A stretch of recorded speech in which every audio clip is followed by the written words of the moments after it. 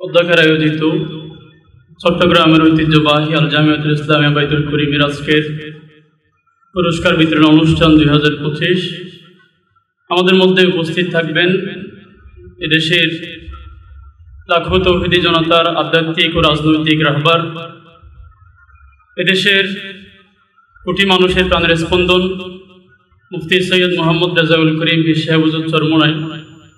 উপস্থিত আছেন মঞ্চে আমাদের জামিয়া পরিচালনা কমিটির সম্মানিত দায়িত্বশীল বৃন্দ, অত্র জামিয়ার সম্মানিত মুহাদ্দিসিনে কেরাম, সম্মানিত আসাতিজে কেরাম এবং আমাদের সম্মানিত অভিভাবক বৃন্দ, আমার সামনে উপবিষ্ট অত্র জামিয়ার শিক্ষার্থীরা। আজকে আমরা যে সময়ে এসে উপস্থিত হয়েছি আমরা সবাই জানি বর্তমানে ইসলাম এবং মুসলমানদের সারা বিশ্বে দুরবস্থা চলছে। বর্তমানে ফিলিস্তিনের মধ্যে আমার ভাইদেরকে নির্মমভাবে ইসরায়েলি ইহুদিরা বর্বরভাবে তাদেরকে হত্যা করছে। ভারতের মধ্যে কাশ্মীরে মুসলমানদের উপরে নির্যাতন হচ্ছে। বিভিন্ন জায়গায় পৃথিবীতে আজকে মুসলমানদের উপরে নির্যাতনের স্টিম রোলার চালানো হচ্ছে। এই সময়ে আমরা এসে দাঁড়িয়েছি। আমরা জানি বর্তমান যে সময়ে আমরা আছি এর পাশাপাশি আমাদের সবচেয়ে খুশির সংবাদ হচ্ছে পুরা পৃথিবীতে আল্লাহ রাসূলের পর থেকে যে খেলাফত ব্যবস্থা ছিল, সর্বশেষ 1924 সালে তুরস্কের মধ্যে উসমানীয় খেলাফতের পতন হয়। এরপরে দীর্ঘ 100 বছর পুরা পৃথিবীতে ইসলামী খেলাফত ছিল না। ইসলামী খেলাফত শূন্য পৃথিবীতে মুসলমানদের উপরে নির্যাতন আসাটাই স্বাভাবিক ছিল। আমাদের কাছ থেকে মসজিদে আকসা চলে যাওয়াটাই স্বাভাবিক ছিল। বর্তমান সময়ে আমরা এসে দেখেছি বর্তমান বছরে অনেকগুলো বিপ্লব সারা বিশ্বে সাধিত হয়েছে।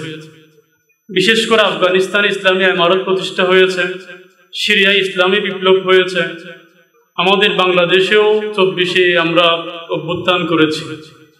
এই সময়ে এসে আমরা যারা পড়াশোনা করছি আমাদেরকে বর্তমান বিশ্বের হাল ধরার জন্য হযরত সালাউদ্দিন আইয়ুবীর মতো, হযরত তারেক বিন জিয়াদের মতো, হযরত মুহাম্মদ বিন কাসিমের মতো আমাদেরকে প্রস্তুত হওয়া দরকার।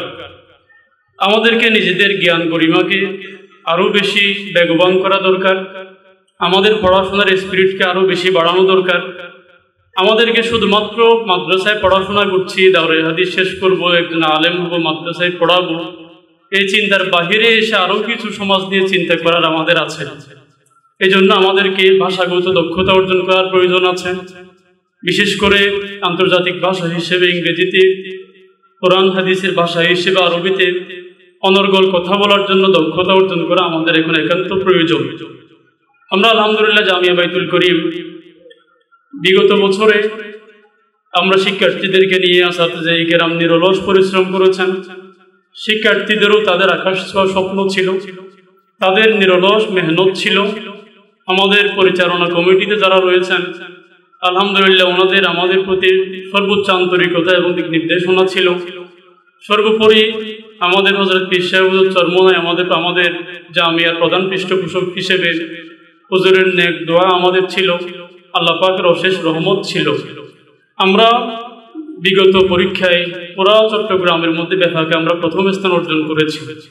এই অসামান্য অর্জনের পরে খুশিতে আমাদের অনেকের যুগের মধ্যে কান্না আসছিল যে জামিয়া বাইতুল করিম অল্প সময়ে এত বিশাল অর্জন কিভাবে পেল। এতে তোমাদের সবার অর্জন, এটা আমাদের সবার অর্জন। আমরা চাচ্ছি আমরা এই অর্জনকে আমরা ধরে রাখবো। আগামীতে আমরা এই অর্জনকে যেন আরো বহুগুণে বৃদ্ধি করতে পারি। এই জন্য আমাদের আসাতিজে কেরাম নিরলস মেহনত করছেন।